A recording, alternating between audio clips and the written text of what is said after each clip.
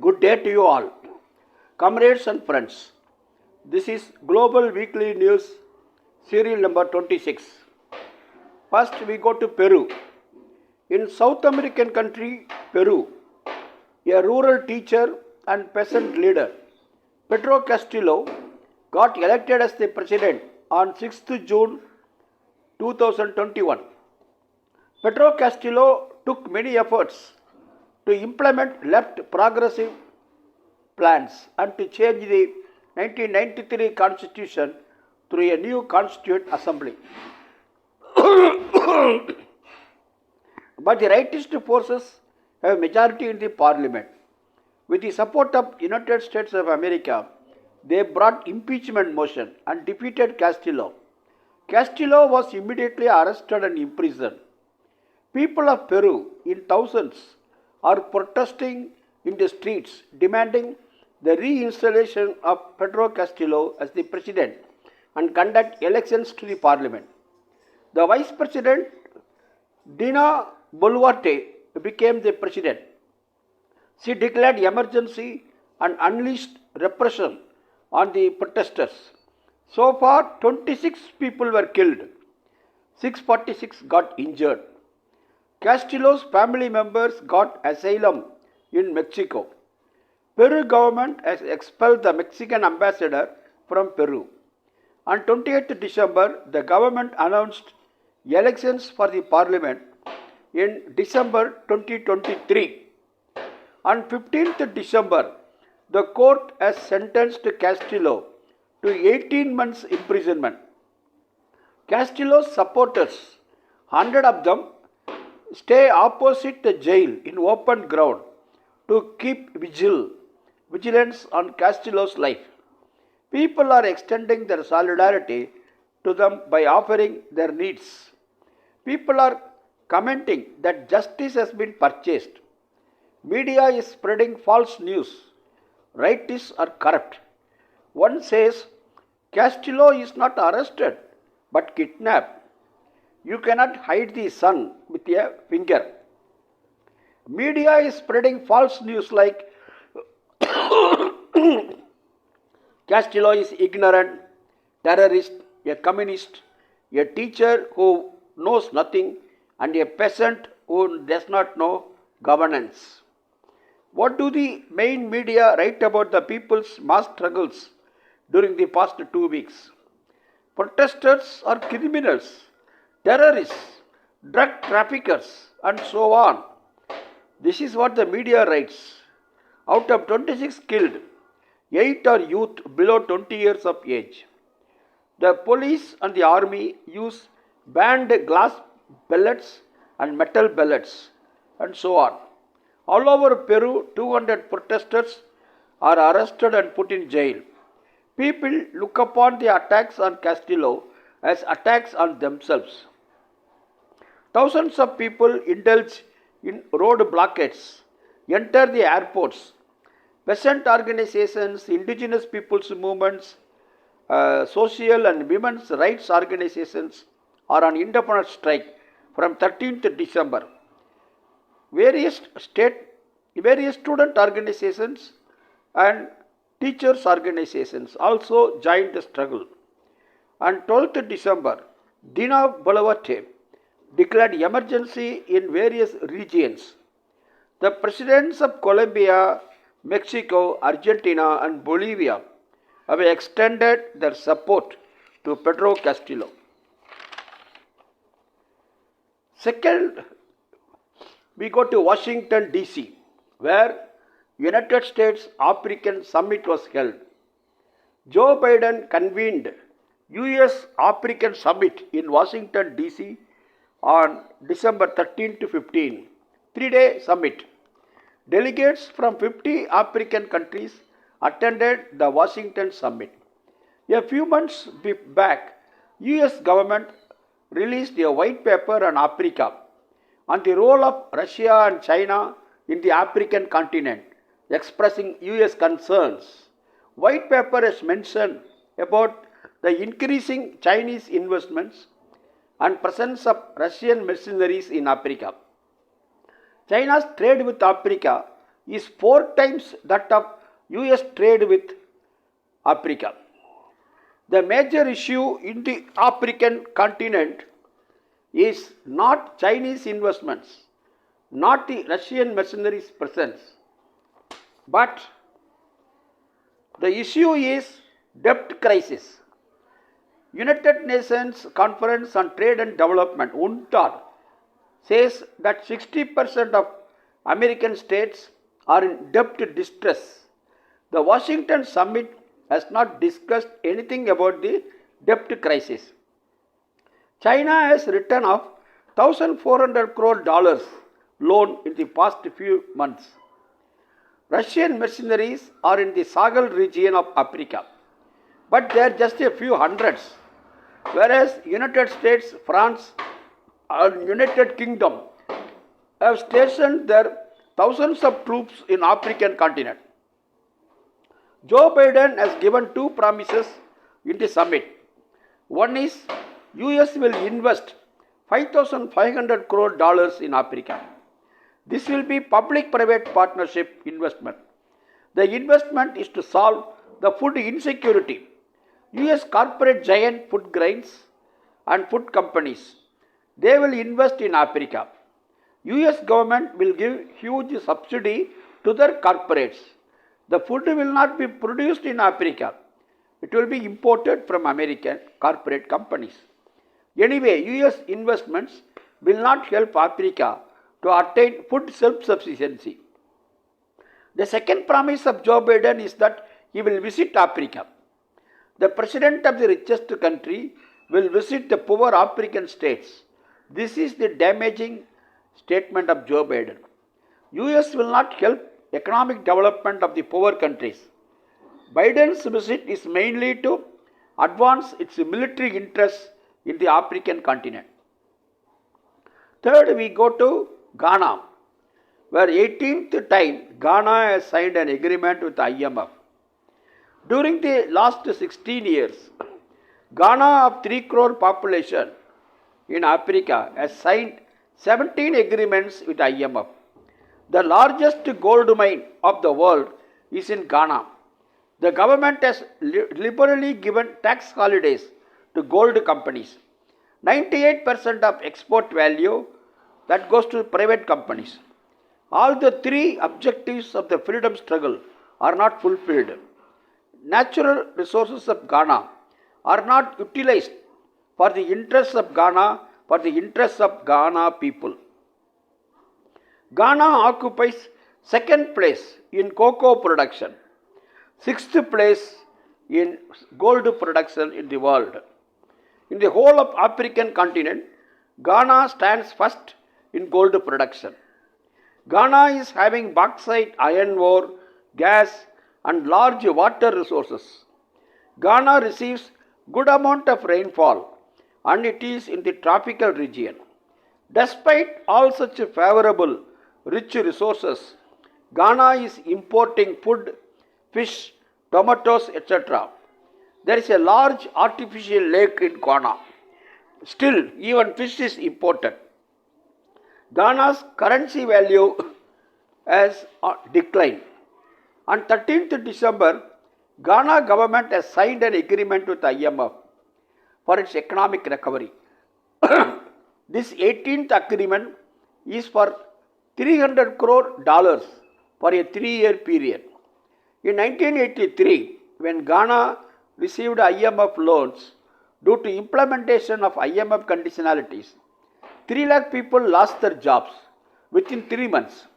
More than 400 government institutions were privatized. Basic services like education, health and social services were also privatized. 18th agreement with IMF is accompanied by stringent conditions.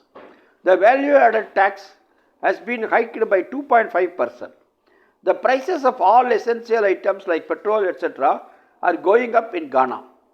The experience of Pakistan, Sri Lanka in getting IMF loans is that they end up in debt crisis. That is to say, new loans are obtained to pay back the old ones. IMF loans do not help in increase in domestic production. The trade unions of Ghana and the socialist movement of Ghana are protesting the agreements with IMF. Fourth, we go to Brazil, the largest country in South America. Lula da Silva, the Workers' Party leader and the leftist, has been elected as the president and is going to be sworn in on 1st January 2023. The swearing-in ceremony will be a big grand event. Already 17 heads of states and dozens of artists have confirmed their participation in the ceremony. The supporters of the defeated candidate, Bolsonaro, are conducting road blockades. One of their leaders was arrested. Against this arrest, on 12th December, Bolsonaro's supporters indulged in large-scale violence in Brasilia, the capital of Brazil. They burnt many cars, burnt many buses. They destroyed a police station. The relevant video scenes are exhibited in different social media. On 12th December night up to 13th December morning, public transport was suspended, due to which workers and university students could not return to their homes. When Donald Trump faced defeat in US presidential elections, his supporters ransacked the counting center in the White House expecting on January 6th. Expecting such a scenario on 1st January 2023 in Brazil, precautionary steps are being taken. Meanwhile, Lula is finalizing his teammates in the cabinet. Comrades, we go to Congo, African country. March 23 movement. Briefly, M23 rebels groups have gone on an offensive continuously in the eastern part of Democratic Republic of Congo. There had been civil war in Congo for the past 20 years. M23 rebels are conducting proxy war for Rwanda. Rwanda receives support from United States and England. On 12th of December, a meeting between the M23 rebels, government military and United Nations peacekeeping forces, that meeting was held. Though on 6th December, M23 announced a ceasefire. In violation of that, M23 rebel groups went on offensive. Under such circumstances, the meeting took place. On 25th November, 300 people, including 17 children, died in the attacks of M23 on civilians. 22 women and 5 girls were raped. During the last 30 years, 60 lakh people of Congo were killed. Rwanda and Uganda invaded Congo in 1996 and 98. After an accord, a peace accord in 2002, the troops of the two countries were withdrawn. But both Rwanda and Uganda extended support to M23 rebels, their proxies. In November 2012, M23 rebels captured a town, Goma, but in December, M23 withdrew. Despite this, 7.5 lakh Congo people were displaced. The former soldiers of Congo are in M23 rebel groups. M23 cannot rejoin the army since they have become terrorists according to the views of the government. From the time of independence of Congo, one can see US interventions, say in the assassination of its first Prime Minister, Patrice Lumumba, support to dictatorial rule of Mobutu Sese Seko, support to Joseph Kabila's government, etc. M23 rebels are having modern sophisticated weapons. On 5th December, Antony Blinken, US State Secretary, spoke to the President of Rwanda to stop interfering in Congo. Next day, M23 announced that they will not fight. Imperialism, with a view to exploit the natural resources of Congo through Rwanda, is intervening in Congo. People of Congo are on the streets with Russian flags, shouting anti-US slogans. Fifth and last item, we are going to England, where strike after strike is taking place. Strikes in England. The National Union of Rail, Maritime and Transport Workers, RMT Union, is in the forefront of struggles against the austerity policies and livelihood crisis. 40,000 rail workers of England were on strike on December 13, 14, 16 and 17 against the meager wage rise announced by the management. They will go and struggle again in the first week of January 2023. The management offer for 22 is 5% and for 2023 the offer of the management is just 4% wage rise. RMT Union has rejected this. In July of 2022, this year, the government passed an act to prosecute the striking rail workers and to appoint temporary workers while the regular workers are on strike. Major media spreads venomous news against the RMT Union and its leaders. On 20th December, 1 lakh nurses of England, Wales and North Ireland went on strike demanding fair wages and safer working conditions. Nurses are members of Royal College of Nursing. They are demanding 19% wage hike. 1,15,000 postal employees have decided to go on struggle. During COVID-19, the government declared workers in various sectors as essential workers, but wages are stagnant. Rishi Sunak, the Prime Minister of England, puts the blame on Russia-Ukraine war. Bank of England and European Central Bank have increased their interest rates. Inflation has grown to new unprecedented levels. In Great Britain, the billionaires and the trillionaires are enjoying their life. Billionaires' wealth is more than $100 crore. Trillionaires' wealth is more than $1 lakh crore. But the common people face miserable levels of high prices of food, fuel, medicines, etc. Well, if you go to England, you don't go to palace or see king and all that. You go and meet the striking workers, please. On 30th January, an All India convention will take place at New Delhi.